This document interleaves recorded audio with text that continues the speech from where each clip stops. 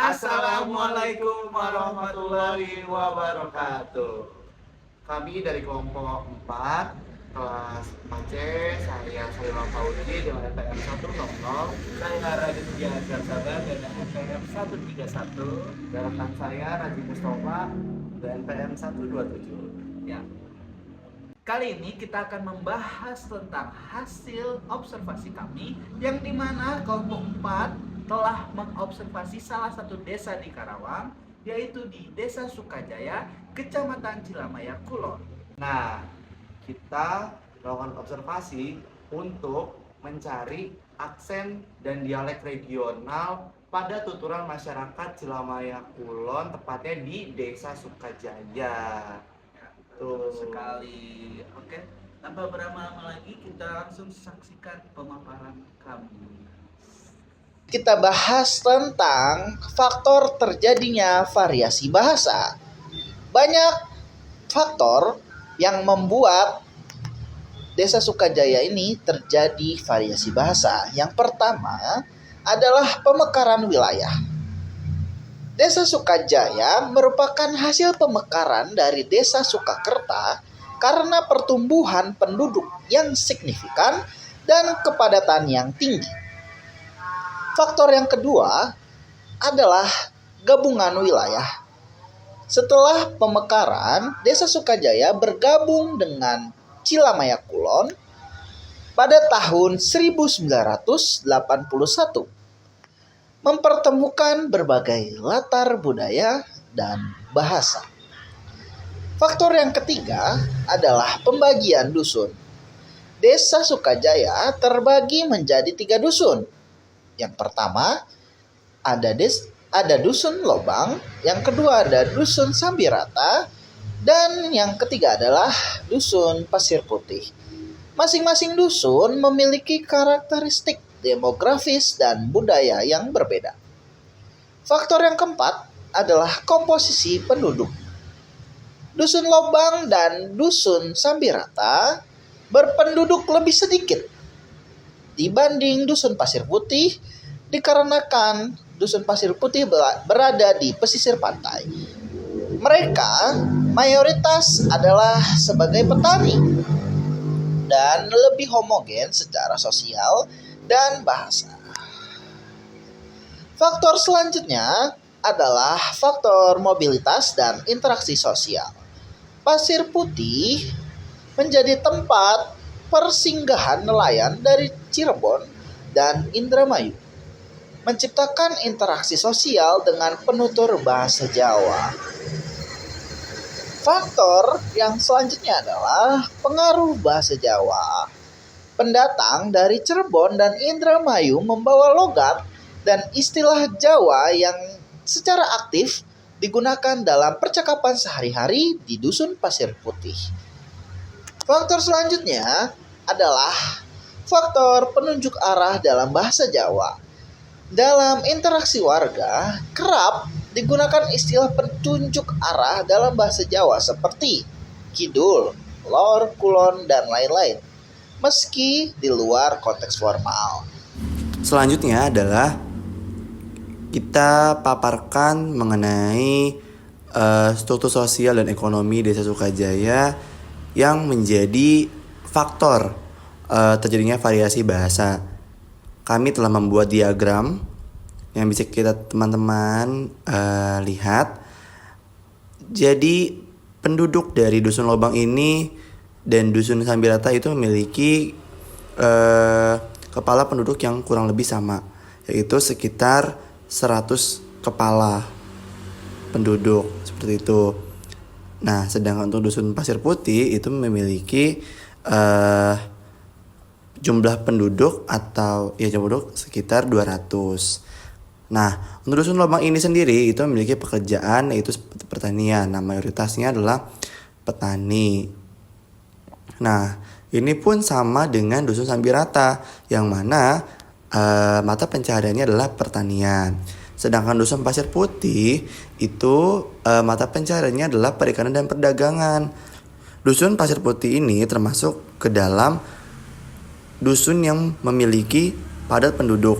Nah, kemudian Dusun Pasir Putih ini dulunya sejarahnya adalah nenek moyang dari Dusun Pasir Putih adalah orang-orang nelayan dari Cirebon dan Indramayu yang singgah, dan akhirnya mereka semua tinggal, kemudian cari ilmu, kemudian menikah itu di Dusun Pasir Putih, Desa Sukajaya, Kecamatan Cilamaya Kulon.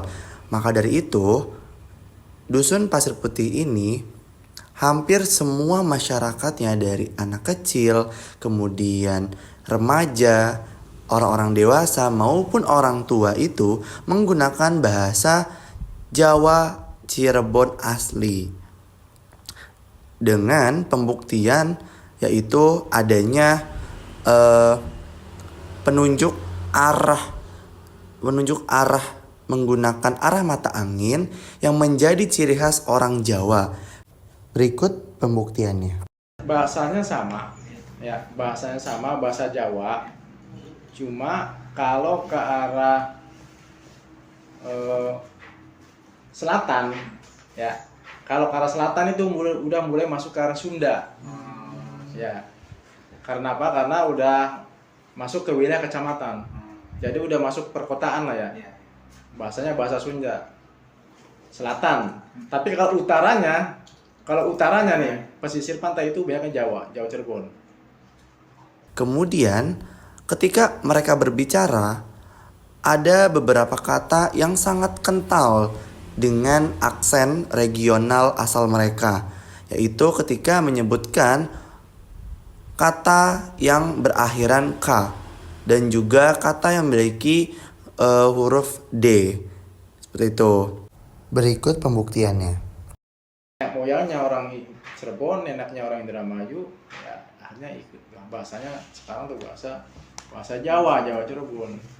Gitu, ya. Ada mayoritas ya. Ada mayoritas sama minoritas. Jadi mayoritas itu dulu kebanyakan nelayan.